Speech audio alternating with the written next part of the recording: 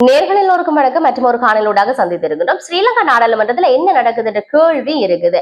குறிப்பாக சொல்ல போனால் நாடாளுமன்றத்துல பல வாத பிரதிவாதங்கள் இடம்பெற்றுக் கொண்டிருந்த இந்த பின்னணியில யாழ் மாவட்டத்தை பிரதிநிதித்துவப்படுத்துகின்ற நாடாளுமன்ற உறுப்பினர் ராமநாதன் அர்ஜுனா சொல்லி இருக்கின்றார், தன்னுடைய அதாவது நாடாளுமன்ற வாழ்க்கை முடிவுட போகிறது, நான் நாடாளுமன்றத்தை விட்டு போற நேரம் வெகு விரைவாக வந்து விட்டது, இன்னும் 2-3 வாரங்கள் தான் இருக்கிறது என்ற விடயத்தை அவர் சொல்லி இருப்பதை நாங்கள் பார்க்கிறோம். அது என்ன விடயம் என்று சொன்னால், அவருக்கு எதிராக அமைச்சர் ஒருவர் வழக்கு பதிவு செய்திருப்பதாக சொல்லப்படுகின்றது.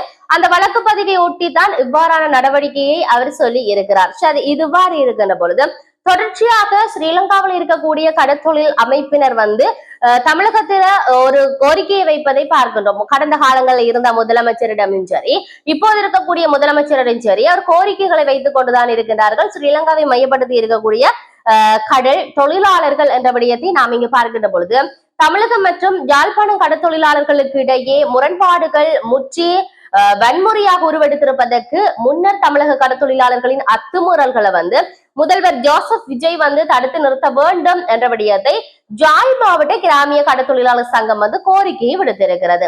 யாழ் ஊடகமத்துல இன்றைய தினம் சந்திப்பு ஒன்று இடம்பெற்றிருந்தது. அந்த சந்திப்பின் போதுதான் அந்த அமைப்பினுடைய பிரதிநிதி செபமாலை ஆண்டனி செபராசா இந்த விடயத்தை சொல்லி இருப்பதை நாங்கள் பார்க்கக்கூடியதாக இருக்கிறது.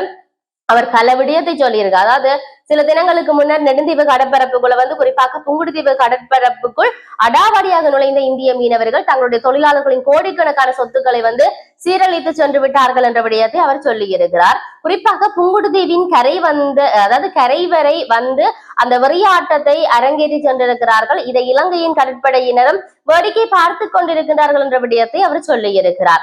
இதைவிட கடற்தொழிலாளர் அமைச்சரும் கடற்தொழிலாளரும் இந்த விடயத்துல ஒரு நழுவல் போக்கோடு செயற்படுகிறார்கள் என எண்ண தோன்றுகின்றது என்ற விடயத்தை அந்த பிரதிநிதி சொல்லி இருப்பதை பார்க்கின்றோம். இலங்கை கடற்படையை கொண்டு இந்திய சட்டவிரோத மீன்பிடியாளர்கள் கட்டுப்படுத்த வேண்டும் என்று நாம் அனுர அரசாங்கத்திடம் கோருகிறோம். ஆனால் கடற்தொழில் அமைச்சர் சந்திரசேகர் இங்கொன்றும் அங்கொன்றும் பேசி திரிகிறாரே தவிர உருப்படியாக இதையும் செய்யவில்லை என்று தொடர்ச்சியாக குற்றச்சாட்டுகள் முன்வைக்கப்பட்டு வருகிறது.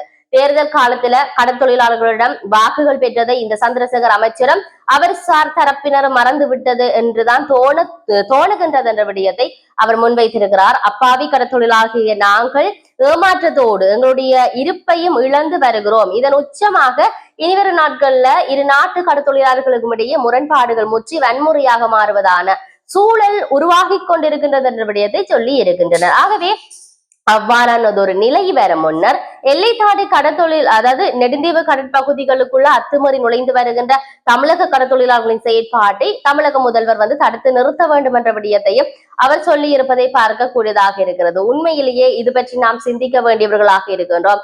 இந்த கடற்தொழிலாளர்களுடைய அத்துமுறை செயற்பாடானது காலங்கடந்தும் இடம்பெற்றுக் கொண்டிருக்கிறது. அதுக்கான தீர்வு என்பது இற்றை வரைக்கும் கிடைக்கவில்லை என்பதைத்தான் நாங்களும் சொல்லக்கூடியதாக இருக்கிறது. எது எப்படி இருந்தாலும் அதுக்கான தீர்வு வெகு விரைவில் கிடைக்க வேண்டும். ஒரு சமரச பேச்சோடு அனுர் அரசு என்ன செய்து கொண்டிருக்கிறது? முதல்வர் வந்திருக்கின்றார், தமிழ்நாட்டினுடைய முதல்வராக மக்களுக்கு நன்மை செய்கின்றவராக இருக்கின்றார் என்று சொல்லுகிறார்கள். ஆகவே இரு நாட்டினுடைய ஒருமைப்பாடு, ஒற்றுமை, நட்புறவு ஏராளமாக இருக்கிறது.